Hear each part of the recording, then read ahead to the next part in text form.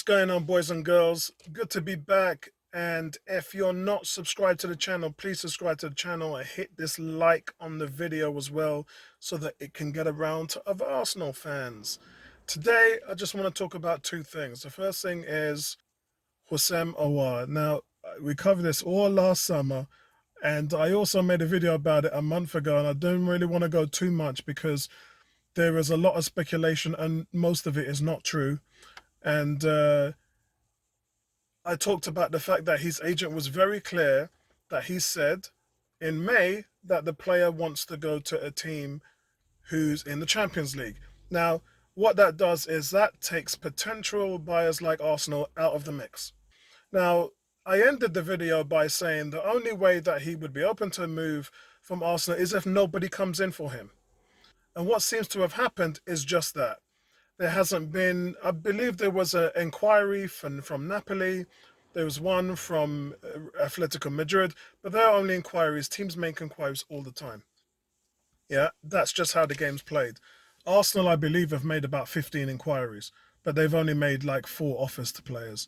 So it doesn't really matter about inquiries. What matters is whether you make a potential bid for a player, because then that gets the player's agent involved and it gets the team involved. And at the moment with Aouar, none of these things have actually happened. Now, there is talks that Arsenal have made a bid. That's not true. My sources have not told me that anything has happened in regards to Arsenal offering money. What has happened, we know in the past that Arsenal made a bid of 31 million, which was turned down, and they made a bid of 34 million, which was also turned down. Lyon wanted 54 million euros, which is around 49, 50 million pounds. And Arsenal wasn't willing to pay that. They then took the money and went and bought Thomas Partey. Now, in this instance, the players had an average season. He was always saying that he was going to leave. It's just that the right offer didn't come through last summer. And it doesn't look like an offer is going to come for him now, because we've gone a great deal through the transfer window and nothing has happened as far as him having a potential team to go to. In short, no one's interested. So what we're hearing is, and these sources have come from inside the Emirates, that they are putting together a potential bid of around 21 million. It doesn't mean that a bid has gone through. It just means that they are looking at the player because other options doesn't seem to be playing in their favour. And they've looked around. We all know what's happening with Martin Odegaard. We all know what's happened with Ruben Neves. Neves has been priced at 36 million. If you can get an Aouar for 21 million or even 25 million, then you've done well, haven't you? I think the way that they see it now is that he's open to pretty much anything as long as there's the potential to get into the top 4. And I think if he comes to Arsenal, there definitely is that. There's the potential of them with Thomas Partey, him playing alongside him and being that attacking midfield. He can also play on the wing, remember, guys. So he's very versatile in what he can do. But I think it's the right type of environment. Sometimes players have gone past their sell-by dates with clubs, and we know this because we've had players at Arsenal that have come to the same point in their careers where they've had to move on. And I think he's at that point with Lyon where he wants to move on.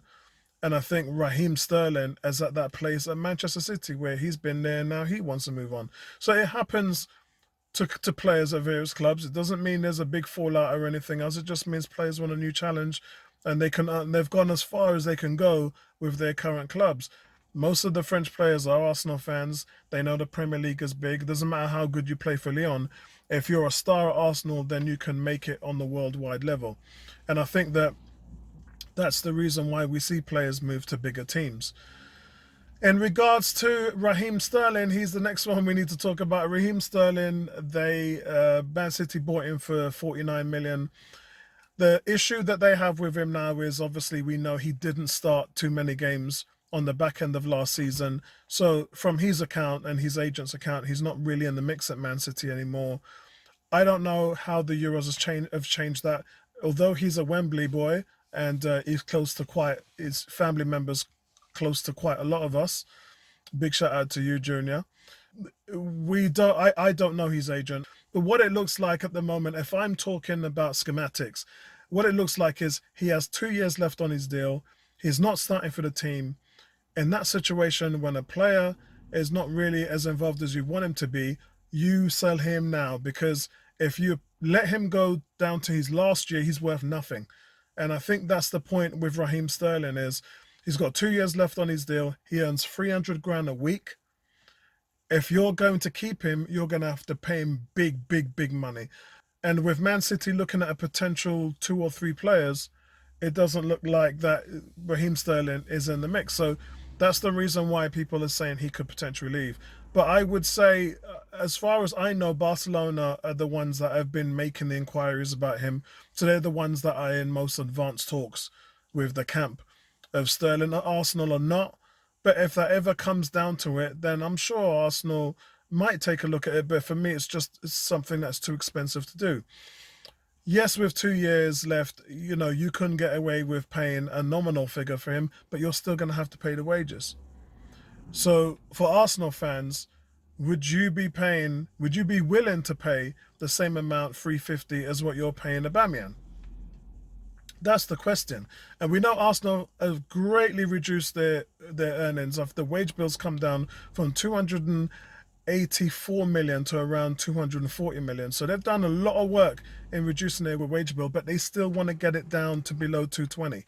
So there's still a lot of work to be done there. I don't really think then you go back to paying a player 350 grand a week. That just defeats the object. Yeah, if you get rid of all them players, it just defeats the object that you're bringing somebody of that caliber in and paying them that amount of money. A lot of the new players that Arsenal will be bringing in won't be earning anywhere near that much. So I don't see Raheem Sterling deal happening. Never say never, but it doesn't look like that we can have the chance to be in the mix with something like that. And that's really what I wanted to cover today, guys. It's a shame about what happened with Gabriel. As we know, Brazil's got into the final with Argentina of the Copa America, and Gabriel's had a knee injury there. It's not serious. I'm hearing it short term, but then again, he has to have a scan. So hopefully he'll be able to come back in pre-season and train with a little bit of time off. So I wouldn't think it would be anything too serious. And I don't think it would definitely be enough to stop the William Saliba loan from going through to Marseille. I really don't. That would be, if that happens, I'd be shocked. Because Arsenal still have a wealth of centre-backs.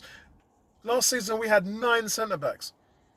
And then it all started, obviously, Mustafi, Socrates, Mavropanos. We've started to offload a trailer load of centre-backs, but we still have a lot of centre-backs. Even though we've lost, again, David Luiz, we still have got 5 centre-backs. So it's not a disaster, guys. It's not something where we're really worried and we need to really go out there and start to rebuild in that position. It's not an issue as far as I'm concerned. Shame that Zach Medley moved on. Yeah, I really think it's a shame. But then again, we've got Mark McGuinness, so he's coming through the ranks and he's a solid player. I'd like to see actually him get into the first team, to the first 25 this season as a homegrown player, and start to see what he can do in the League Cup or the FA Cup. I'd like to see what he can do in those games. But as much as I would like to see Balogun, of course. But that's it from me, guys. That's a quick update. Let me know what you guys think, and I'll catch up with you in the next one. Peace, and I'm out of here.